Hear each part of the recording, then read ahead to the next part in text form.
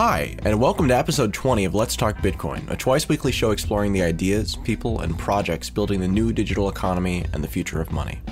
20 episodes. That number came up fast. Today is an experiment. One of the most common complaints we get is that our show is too long, and some listeners would rather have the ability to pick and choose what order they listen to the show in. It's also very intimidating for new users, who might be interested in a particular segment, but not in the half hour of discussion that came before. Episode 20 will be released in a number of parts. You should find a total of 4 files. In 20.1, Stephanie and Andreas share their experiences with localbitcoins.com, an alternative to centralized exchanges that's not against the rules yet.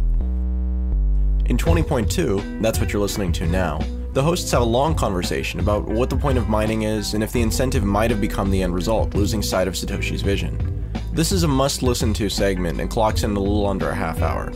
In 20.3, I sit down with Asher Tan and Ryan Zhou, better known as Zhao Tong, two of the founders behind CoinJar.io, a new Australian Bitcoin exchange. At the end of this segment, you can hear Andreas on Bloomberg West yesterday. In 20.4, Andreas tells us about the upcoming Bitcoin Improvement Project Proposal number 32, which proposes a new third type of wallet, a hierarchical, deterministic wallet. Sounds technical, and it is, but the concept is powerful, and it's worth your time to understand the potential here.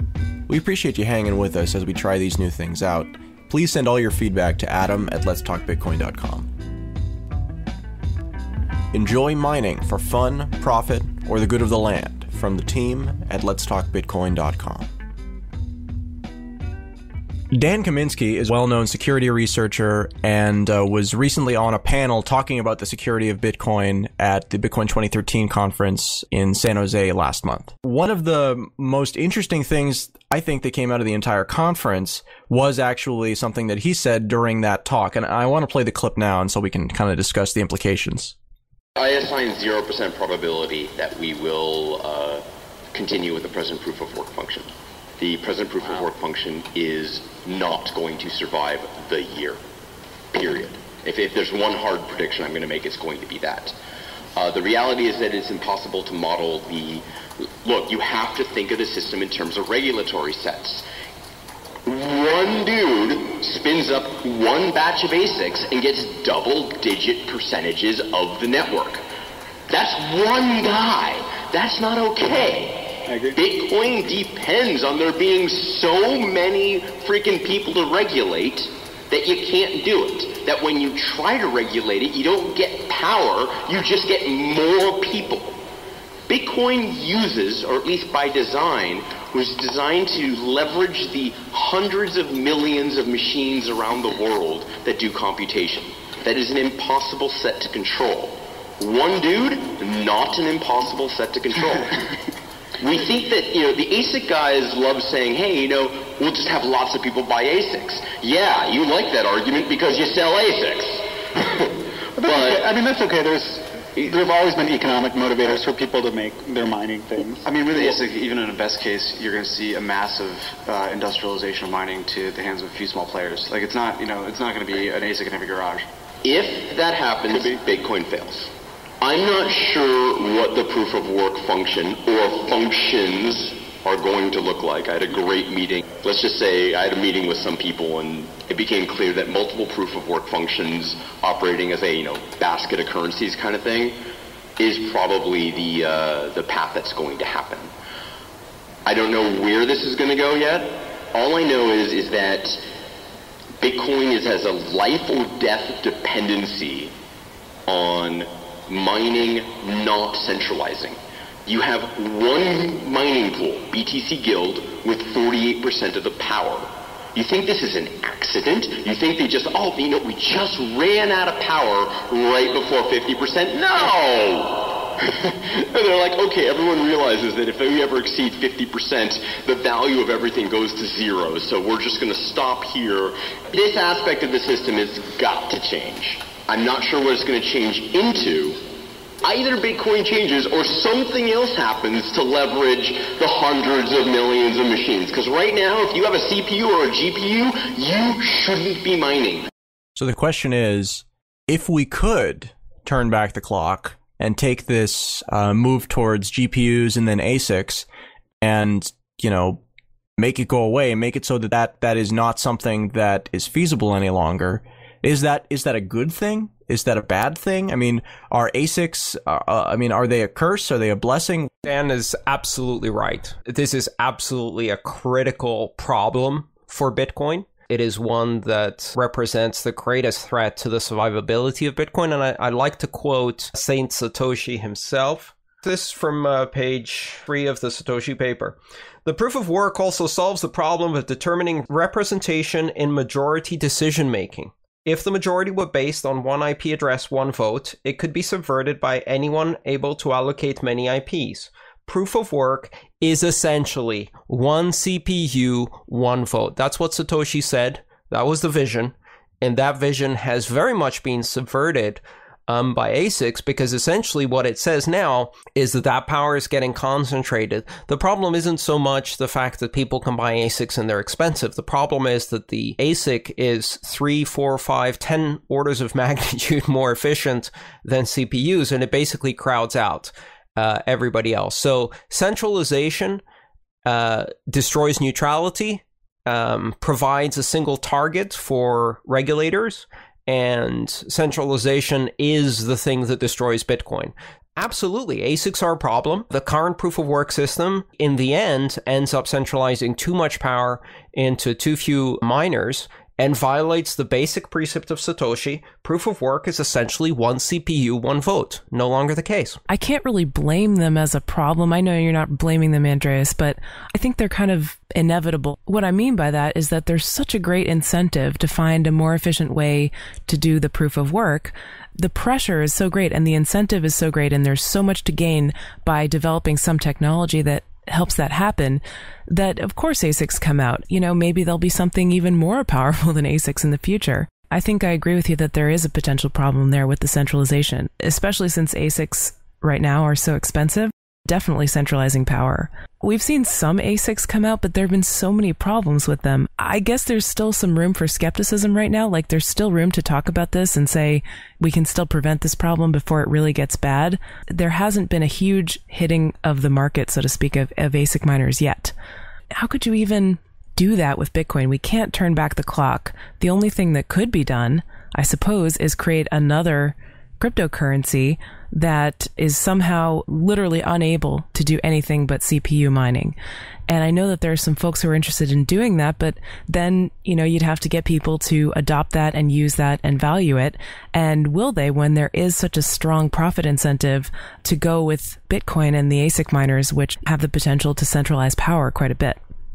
Hey, if the incentives create centralization, don't blame the actors who are following the incentives, as you said, Stephanie, but look at the incentives very carefully. Are those incentives really aligned with the long-term vision of Bitcoin? And the answer is simple. It's no. Centralization is anathema to Bitcoin. It will be the thing that could destroy Bitcoin. So if the incentives are aligned so that they create centralization, which I think is obvious and very much happening right now, then that's a problem. Can it be solved? I think it can be solved with a hard fork. It's not an easy solution. It's not a soft fork solution. It's a hard fork solution.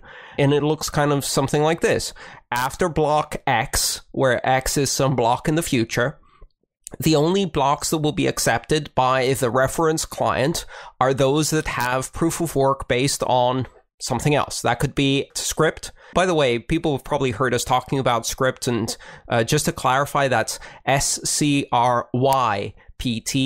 and it's an algorithm that is extremely difficult to expand into an ASIC because it requires a trade-off between CPU and memory. So if you try to crunch it hard with an ASIC, what you end up doing is using a lot of memory, and you can't scale memory the way you can scale computation. So essentially what it does is it puts a counterbalancing incentive against centralization. So yeah, we could change proof of work. It would be a hard fork. It would be a difficult project. It would require some work to get there. But if anything is worth a hard fork, that would be it. The other alternative, why not just use Litecoin? The other alternative is Litecoin. The issue here is simply one of balance, right? Do you fork to a different currency, or do you maintain the network effect and do the fork internally within Bitcoin?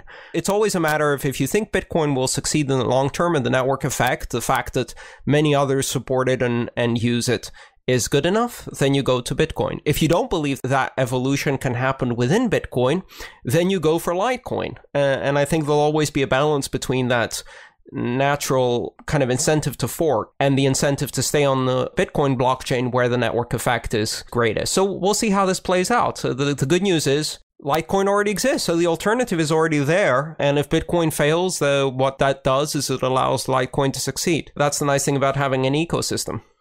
So now, Litecoin aside, Peter was also on that panel. Peter from Coinbase was also on this panel with Dan. And the thing that he brought up, I clipped this out a little bit so it could be shorter. One of the things that he brought up is that if you wanted to make a change like that to Bitcoin itself, you'd run into a problem because the people who you're essentially trying to obsolete, the ASIC miners, probably by the time you get around to doing this, actually have more than 51% of the network. So you're essentially asking them to be okay with and participate in a switch that invalidates their rather large investments into, so is that even possible? Or do we think that is why Litecoin could in fact take over, is because ASICs wouldn't decide that they are going to invalidate themselves, and so the shift has to happen? A hard fork where you change the proof of work would be very difficult. But think of it from this perspective. The centralization has already resulted in essentially CPU and GPU miners abandoning Bitcoin, the mining increasingly being concentrated on ASICs. Now, if you did say sometime in the future, and this could be, 6 months out, 8 months out, a year out even, but as long as you baked it into the protocol in advance, then you could essentially gradually align the incentives. Instantly, ASICs would be less popular. It wouldn't affect the current generation of ASICs because they would continue being profitable until that period of time. But it would affect decisions about buying future versions of ASICs, and it would also make people evaluate the ASICs and the new proof of work for future value that they could bring. But at the end of the day, if you made that change, it would also allow almost 1 million people who are in Bitcoin today to resume CPU mining on this new algorithm and bring them into the fold. So if the ASIC miners walked away, 10,000 of them, right? And instead you had 1 million people walk into the fold, I don't see how that's a problem.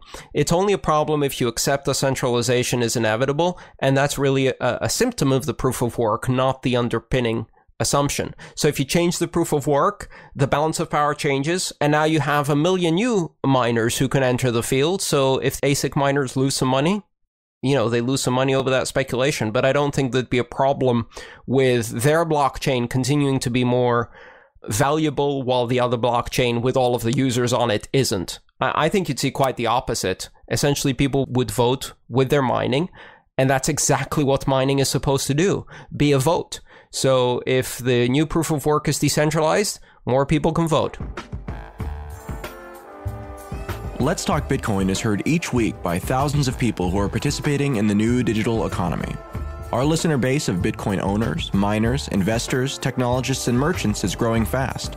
We offer a limited number of short advertising slots in each show to keep our listeners engaged and to provide maximum impact for our sponsors. If you'd like to talk to us about Let's Talk Bitcoin, send us an email at sponsors@letstalkbitcoin.com.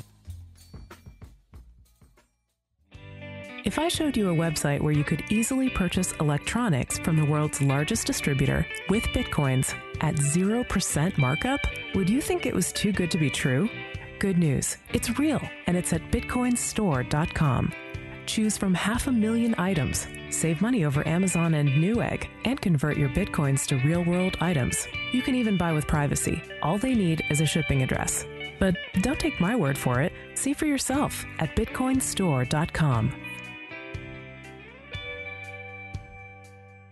Taking a step back from this, I think that broadly speaking, I can say we all kind of agree that ASICs aren't great overall for the health of the network because of, like you said, the centralizing effect, right?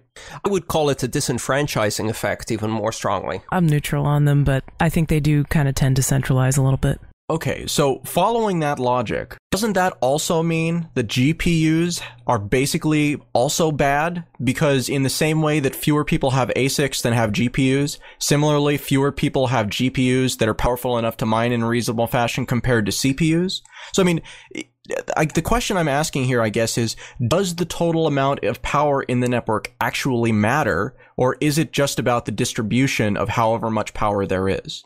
I think you're getting at something that's been sort of on my mind during this whole discussion, Adam, which is that we need to redistribute the hashing power on the Bitcoin network. I don't like that because that itself, I mean, to me, like smacks of some centralization when anybody talks about redistribution. Now, I'm not sure, like my thoughts aren't completely formed on this, but yeah, I mean, I guess if we take that logic to its conclusion, like if something is done to sort of eliminate ASICs or get rid of ASICs, then, why not GPUs? Why can't are we going to be saying, well, everybody has to be mining? If you're going to mine on the Bitcoin network, it has to be with a CPU, and it has to be this specific CPU so that everybody has equal hashing power. That could get pretty ridiculous. Who gets to make that decision and enforce it, I would certainly not join such a blockchain, one that prescribes control over which CPU you use or something like that.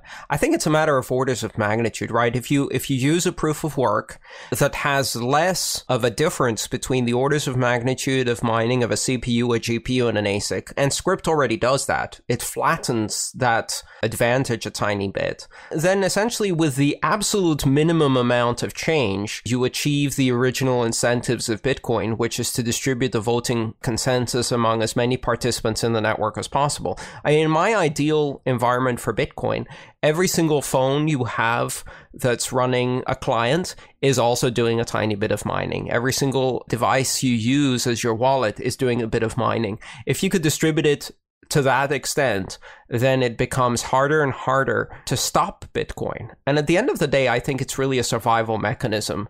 Centralization in ASICs is not a problem because the ASICs people make too much money or because we want to change who controls the network. It's a problem because they can be attacked in regulatory terms, and also the mining can be shifted to an organization that doesn't have Bitcoin's best interests in mind. If someone puts up an ASIC farm, and it's not that hard to do, they could literally take over Bitcoin just to shut it down. And that's a bad outcome. Now, it's less likely if you have a proof of work that is not as easy to scale up as an ASIC. This is very tangential here, but I'm really curious. On the flip side, because CPUs are so ubiquitous, right? So let's assume for a second that we make a shift and GPUs no longer work, ASICs no longer work. Does that put more power in the hands of corporations that have large amounts of computers, like workstations that employees use, and they can just have this low-level mining process going in the background? Is this a way to generate revenue for companies that have large amounts of computers and workers on them? I think you'll find that the number of computers owned by corporations is a lot less than the number of computers owned by individuals. So from that perspective, I don't think that's too much of a problem. But at the same time, we're not talking about GPUs no longer work or ASICs no longer work. We're simply talking about ASICs don't give you a 10,000-fold advantage over CPU. They only give you a 100-fold advantage or 10-fold advantage over CPU. They still would have significant advantages. There'd still be plenty of incentive for specialized computing devices to do this. But it would go back more to the initial environment where you had people building mining rigs that could be done on an individual basis. I think it's just a matter of deciding which incentives give us the best possible future for Bitcoin. And, the core idea of the distributed blockchain proof of work system is one CPU per vote. If you can buy up all the votes in the network, that's a problem. I can tell you something that's a little bit exciting to me, on this topic. On June 23rd, a guy by the name of Bytemaster on the Bitcoin Talk forums released a challenge for people to try and get more oomph out of a GPU processor or an ASIC processor for this proof of work. And, obviously it's GPU because you'd have to design a specific ASIC because they are application specific. And this is a new algorithm. Basically, the protocol is aimed entirely for being as efficient as possible on CPUs to the detriment of GPUs and to the detriment of any sort of dedicated application. The bounty, if you can get 25% faster performance out of any GPU compared to what they're getting out of their CPU code, is 40 Bitcoins. So if this is something that you have expertise in and you think that you can make this happen, then you should definitely go take a look. There will be a link in the show notes to it. And I'm very curious if someone manages to come up with a way to break through this new algorithm, because it could be pretty promising otherwise. if this passes the challenge, creating some kind of new cryptocurrency with the new algorithm? Yes, there's a currency that they've been working on called BitShares. I've actually spoken with their lead designer on it a couple of times, a guy named Daniel Larimer. It's gone through several iterations. This was Crypto USD the first time we talked about it. We've looked at it on the show before, and not on the show itself, but on the back end, trying to figure out if it's something we should talk about. And this is their latest iteration of it, and they seem pretty confident that it's entirely GPU proof and ASIC resistance while being as fast as possible to verify. Direct quote. It's good to see people working on this problem, because the centralization thing, especially as we get into a more ASIC defined future, it just seems like you can see that this is going to be a problem. It might not be a problem now, but it's going to be a problem. And so it's good to see people working towards solutions towards that. And if anybody else is working towards solutions in this area, please contact us, because it's an area we're actively interested in. So could we just point out the fact that Bitcoin is just amazing, simply from the perspective that if you don't like it, you can go make your own. And also, if you don't like the current decisions going on in the Bitcoin code, you can fork and follow a different blockchain. Despite the problems we're talking about, the solutions to these problems are enabled by the very nature of Bitcoin itself, by the fact that it's a consensus-driven mechanism. So Bitcoin can solve its own problems and can evolve past its own problems.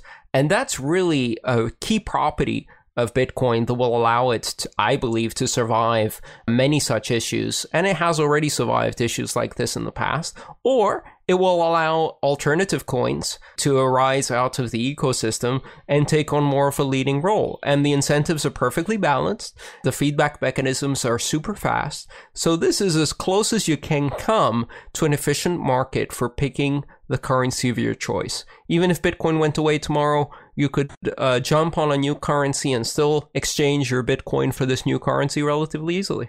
Taking this incentive idea, I guess, if there is some new cryptocurrency that's created and is GPU and ASIC proof, what if it's only GPU and ASIC proof during this initial testing phase when it's kind of like, the incentives aren't really there?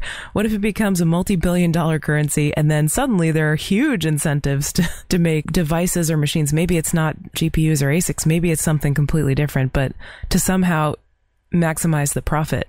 What if that happens in the future? I'm interested to see how that plays out. I'm just thinking economics here, that as a cryptocurrency becomes more valuable, then the profit incentives become greater and greater, and necessity is the mother of invention, right? Like everybody said about Litecoin, it's totally ASIC and GPU resistant. Well, now people are talking about making ASICs that may be able to mine Litecoins on the Scrypt algorithm, even though the spread wouldn't be as big as with the SHA-256 algorithm, like for Bitcoin, between ASICs and GPUs or GPUs and CPUs. I'm just really curious to see what happens with this. The organization offering 40 Bitcoin as a bounty to overcome their algorithm is competing against the established economy of Bitcoin that offers a $1.7 billion bounty to anyone who breaks the encryption, 25 Bitcoin every 10 minutes for anyone who's able to overcome mining difficulties and mine more efficiently. So yeah, I mean, the incentives really favor innovation, a very rapid innovation towards achieving the rewards that are on the blockchain. The better solution would be to introduce some flexibility into the proof of work concept so that we can gradually change proof of work through consensus as the network becomes more centralized. You know, a feedback mechanism that acts to decentralize the network, if mining becomes centralized by changing proof of work, would be a great way to solve this problem, not just this time, but for the future. At the end of the day, too big to fail happens to any organization, whether it's a totalitarian system or a democratic system or meritocratic system. All of these systems gradually morph towards centralization, concentration of power, and basically they need a reset every few years. I have no illusions that Bitcoin won't also become more centralized with the power more concentrated in fewer hands unless it also gets a reset every few years in order to adjust to the new reality. That should be a goal, not something to fear. Do you think that that's something that winds up being automated into the protocol itself, or is that something where, you know, the devs at the steering wheel at that particular time make the judgment call or say, okay, well, it's been 4 years, it's time to have a big reckoning again? I mean, how do you think that something like that can happen?